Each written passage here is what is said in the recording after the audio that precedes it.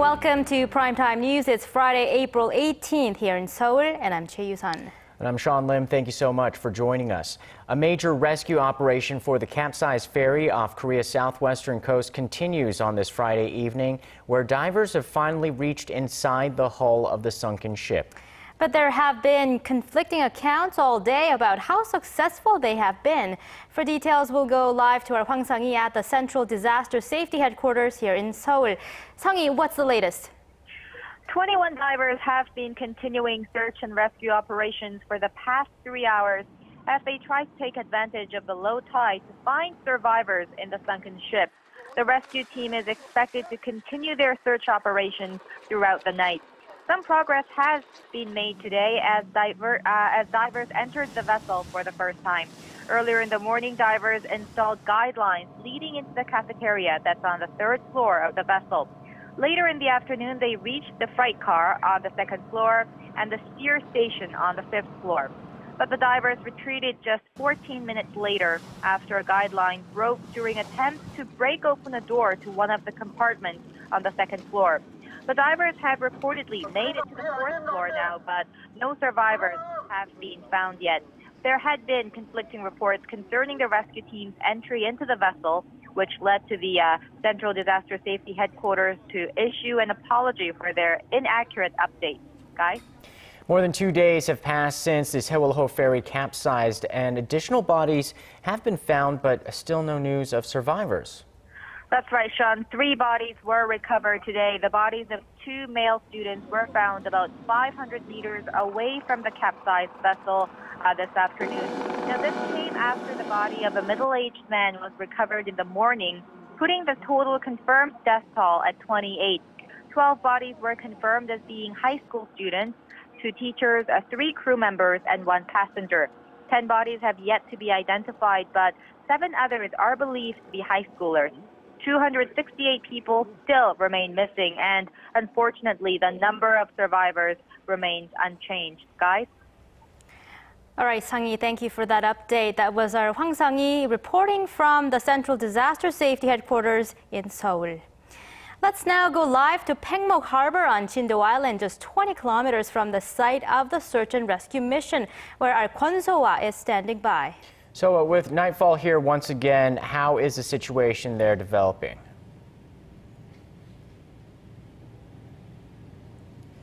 Guys, it's pitch dark outside here at Paengmok Harbor, and so is the sea behind me. But that doesn't hinder the rescuers from continuing to search for missing people.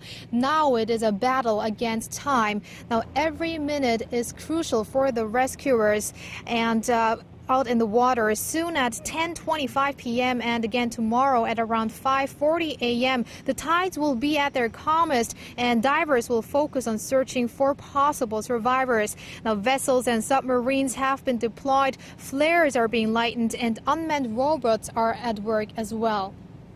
So the families of missing ones at the harbor must be watching the rescue process too. How are they coping with the situation? Well, the clock is ticking by, and I must say that the hope seems to be gradually fading, especially as the family saw today how helicopters have moved dead bodies to the harbor where a temporary morgue has been set up. Now, the people are crying in pain, praying for the loved ones to come back, but also shouting in frustration and anger at times towards the government about the slow progress in search and rescue operations, and also towards media covering the event. So is there any talk about what may happen after the search for survivors ends? What's the next step going to be for the rescue operations? Well, discussions will continue on how and when the ship will eventually be pulled out of the waters. Now, 4 cranes as well as a floating dock will also be included in the process, which will push things forward. But experts say the process could take months. Now, families worry that as soon as the cranes are used and the ferry shifts, possible survivors may be harmed, which means they are still clinging to the last bits of hope. Now, that's all I have for you tonight, but I'll be back with more updates tomorrow. Back to you guys in the studio. Thank you, Soa. That was our Kwon Soa reporting live at the search and rescue site at Paengmok Harbor on Chindo Island. Since the Seoul ferry's sinking, families of the missing have camped out at an indoor auditorium on Chindo Island to get the latest information on the rescue efforts firsthand. But another reported death is shocking many of us here in Korea. The vice principal of Tanwon High School is believed to have committed suicide. Let's go to our Yoo Lian, who is standing by at the gymnasium. Lian, have you learned anything new about the suicide? Guys, well, we have learned that he has left a suicide note in his wallet. In it, he wrote that it is hard to live on, not knowing whether the 200 students are alive or not. Now, the 52-year-old also added that he wishes his body be cremated and thrown into the site of the accident, and said he hopes he can be the teacher of the dead student in their afterlife. Now, it was around 5 minutes past 4 p.m. Korea time when the vice principal was found hanged by his own belt from a tree on a hill behind the Chindo auditorium. He was on board when the ferry was sinking 2 days ago, and he was one of the few that were rescued. How are the people there reacting to the news, and how have all the families of the victims been doing amid all the conflicting reports today about the rescue operation?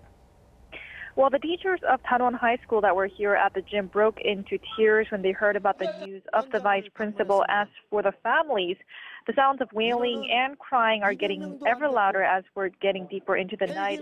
It's getting harder for the parents here to accept the fact that hope is diminishing right now. The parents here have been asking questions to the Coast Guard officials all throughout the day and night in front of the auditorium here about the details of the rescue operation, but the officials haven't really been able to give these families any satisfying answers as it is nightfall and the weather conditions have made it difficult for rescue operations to be carried out smoothly. Many here simply look just tired and exhausted. Some are still crying out loud for their children, and really no words can fully describe or explain what is going through the minds of the families at this moment here at the auditorium. Guys. All right, thank you for that report, Lian. That was our Yoo Lian reporting from Chindo Indoor Auditorium, where many of the family members of the now 268 still missing are gathered. And for more details on the ongoing probe into the ferry disaster, we're joined by Park Ji-won in the studio. So, Ji-won, the joint team of prosecutors and police filed arrest warrants for the captain and also 2 other crew members. Yes, the joint team investigation team filed arrest warrants this evening after intensively questioning the captain 3 times and raiding the office of the ferry operator this morning. The team applied 5 different charges, including abandoning the sinking ship and rescuing himself before the safety of other passengers still on the boat. And under special criminal laws on specific crimes, the maximum punishment of the captain can face for abandoning the ship could be life in prison. Well, the reports that the ship may have undergone excessive renovations and that could have actually affected the sinking of the ship. Yeah, that's why the joint investigation team raided the shipyard, which renovated the ferry. The ferry went renovation in 2012, and as you can see from this image, they increased the weight of the ship by more than 1,000 tons and also increased the number of passengers more than 100. An investigation team thinks that this could have played a factor in the ship's listing so easily. And the experts also point out the possibility that the cargo carried inside the ferry, hundreds of vehicles and 1,000 tons of other cargo may have been tied down tightly, may not have been tied down tightly, that the cargo could have slid to one side suddenly when the ship took a swift turn. So it seems like a combination of so many problems at the same time that caused this tragedy. And what did we learn about who was steering the ship at the time of the disaster?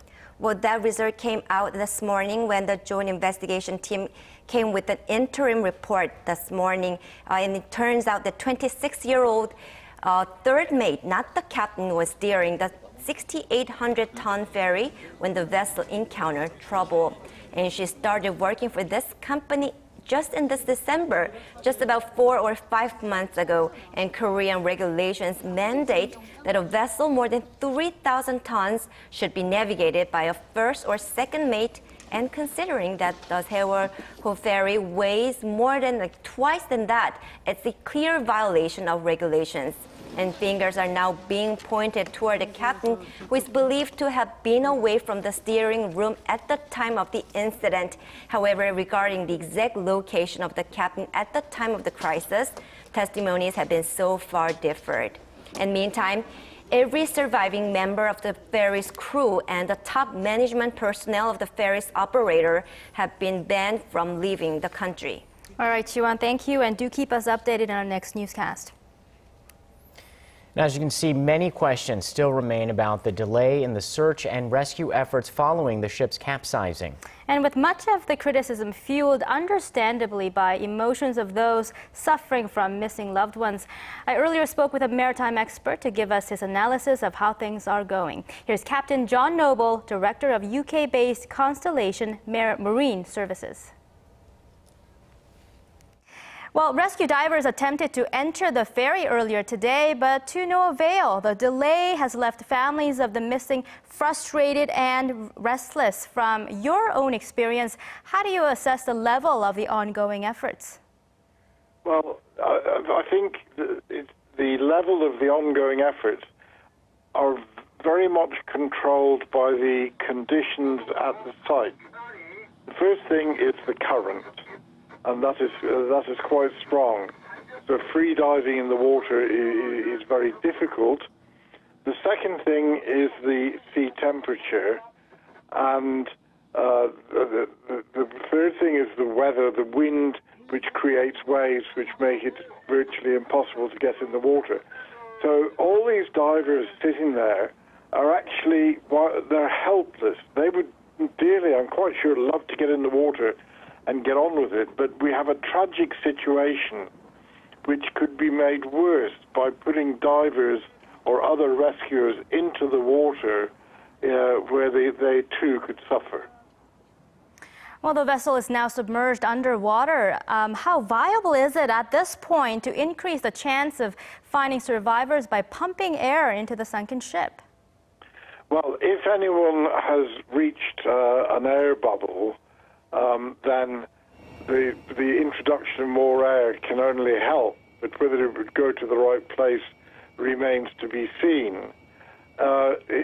If people are trapped in the water, I'm afraid, and it's dreadful for the families, the chances of survival are practically zero because the sea temperature is so cold at 12 degrees that hypothermia would set in relatively quickly, and I regret to say survival is unlikely.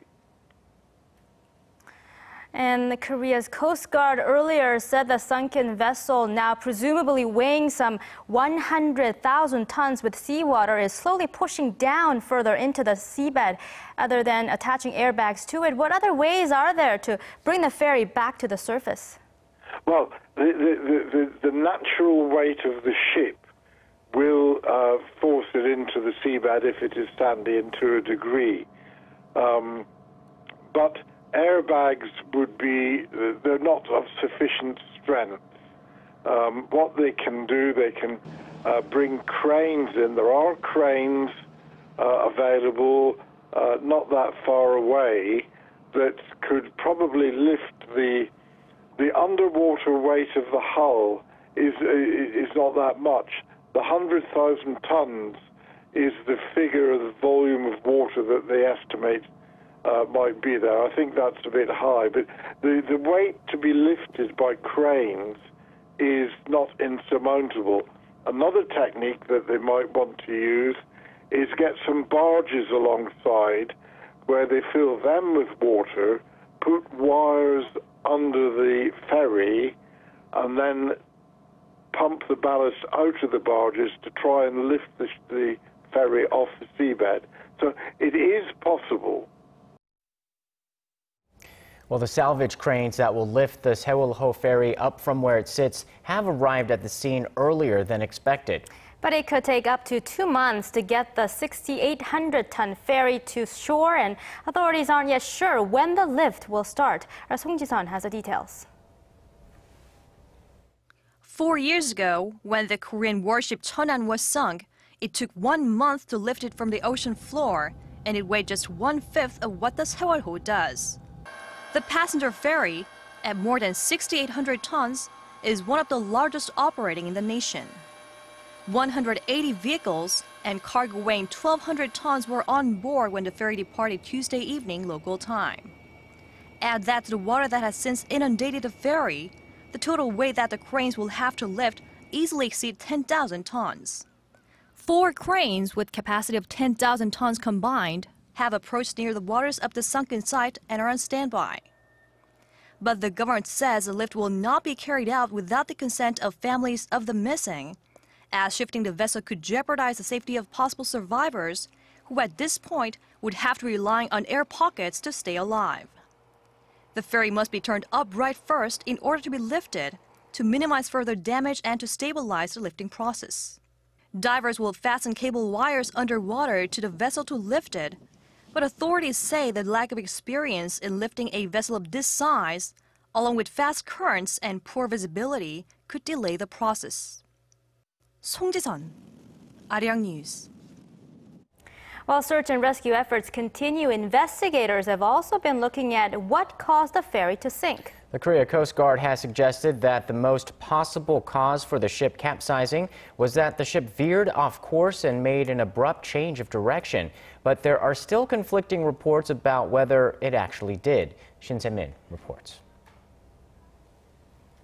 Speculation remains over whether the ship was actually following its directed path. There are conflicting reports still more than 2 days since the ship started listing.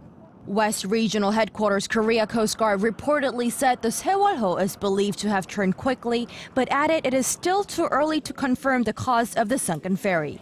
Earlier, the Maritime Police said the ferry diverted slightly from the advised route, although not completely off course. The General Director of the National Maritime Policy Agency said that all ships leaving Incheon Port en route to Jeju Island are advised to go around Pyeongpungdo Island. However, the ship chose a different route closer to shore as a shortcut. The ferry chose to sail the path away from the advised route, but even then, it isn't considered off course. The Ministry of Oceans and Fisheries said otherwise. Officials in a report said that the Seoul ferry was on track and followed the directed seaway. The chief of the Coastal Shipping Division, Kwon Jun-young, said there is no official term for an advisory or recommended route and that data shows the ferry took the path it intended to take. Shin Se-min, Arirang News. As the death toll continues to rise, the captain and surviving crew members of the sunken ferry are coming under fire for failing to follow proper safety guidelines. Our Polly reports on the crew's mistakes and what they could have done to save more lives.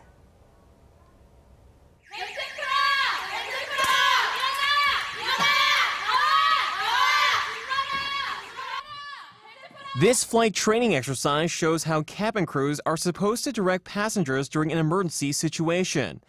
The detailed instructions include how to prepare for an emergency landing and a safe exit of the plane. It's all basic routine procedures for air travel, but it's also required on all maritime passenger vessels. According to the Korea Coast Guard, the captain is responsible for ordering crew members to conduct safety demonstrations for passengers and keep them informed. But acting Captain Lee Jun-seok of the Seoul ferry failed to follow even these basic guidelines. Many of the survivors say they were rushed on board the vessel, receiving little or no safety training, such as learning how to put on a life jacket. The captain of the ship and some crew members also reportedly disobeyed maritime laws by abandoning the sinking ship, leaving hundreds of people to fend for themselves. But the mistakes don't end there. Testimony from survivors, text messages, and video have corroborated the fact that onboard announcements repeatedly asked passengers to stay put as the ferry was tilting, before finally telling all the passengers to jump into the sea.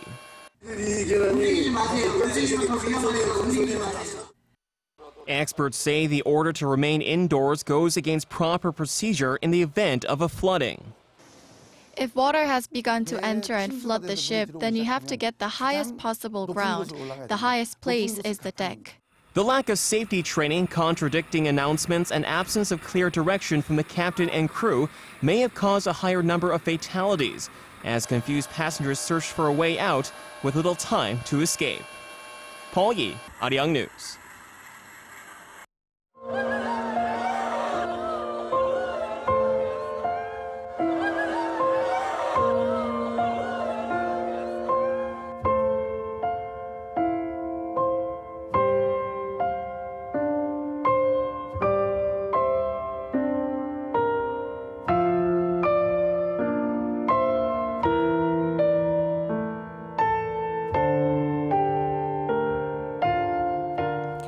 The world is reaching out to Korea during this very difficult time. U.S. President Barack Obama offered his deep condolences to the victims of the ferry disaster and pledged Washington's full support for the ongoing search and rescue operations during a news conference at the White House on Thursday. Before I begin, I just want to express, on behalf of the American people, our deepest condolences to the Republic of Korea and the families of all those who've seen their loved ones lost when a ferry sank within the last couple of days. As one of our closest allies, our commitment to South Korea is unwavering in good times and in bad. Obama added that he will convey this message in person when he visits Korea for a previously planned trip next week. Earlier, the leaders of China, Japan, and Singapore echoed his sentiments, along with Pope Francis, who delivered a message saying he will pray for the victims, their families, and everyone involved in the rescue operation. Well, it's almost inevitable that dramatic moments are caught on film in this day and age of smartphones. Newly released footage shows when the ship first encountered trouble. We have another amateur video from inside the ferry that reveals the harrowing moments when water started gushing in. Our Connie Lee has more. You can see the ferry from afar in the midst of the fog. The ship is listed about 45 degrees. This amateur video, captured about 30 minutes after the ship tipped over, shows the arrival of the first helicopters to rescue passengers on the deck of the boat. Merchant ships and fishing boats also approach the scene. The ferry has now listed even more, and you can see heavy shipping containers shifting on the deck of the boat. Fishing boats speed up closer to the scene in frantic attempts to rescue anyone on board. But the ferry is quickly submerged, with jets of water shooting out as the ship is nearly completely engulfed now. This just in about 2 hours' time. In another video taken on cell phone by one of the passengers shows the harrowing moments the ship started sinking. A passenger yells out that water is rushing in, water is rushing in. Other passenger videos have also been circulating on the internet in the past 2 days, including one that shows passengers clinging onto walls and their lives as the ship was slanted nearly 90 degrees. In the meantime, an announcement rings out on the loudspeakers. It tells passengers not to move and to stay put. And that's exactly what students here in this video are doing. The footage taken by a surviving passenger shows students staying where they are, some laying down with their life vest on inside the ship that is clearly starting to capsize. Connie Lee, Arirang News.